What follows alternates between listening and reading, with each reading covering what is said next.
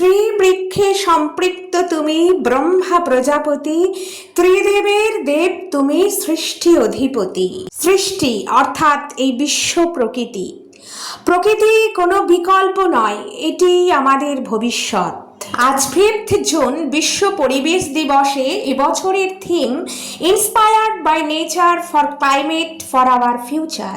পরিবেশ সচেতনতার ভাবনা নিয়ে গড়ে তোলা একটি দুর্গা মণ্ডপ আজ আপনাদের দেখাচ্ছি, যেখানে মা দুর্গা বৃক্ষ রূপেণ সংস্থিতা অর্থাৎ গাছ রূপে অবস্থানকারিণী।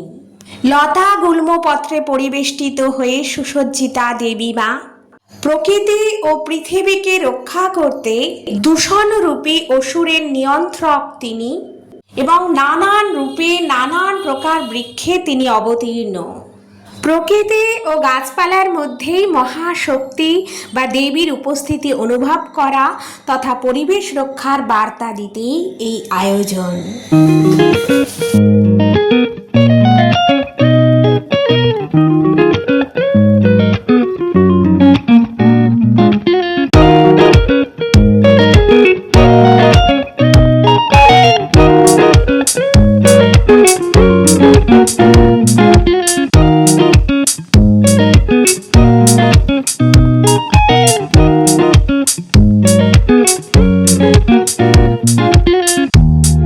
বিশ্ব উষ্ণায়ন ও জলবায়ু পরিবর্তনের এই সংকটময় সময়ে পরিবেশ রক্ষার অন্যতম সহজ, কার্যকর ও দীর্ঘস্থায়ী উপায় হলো বৃক্ষরোপণ।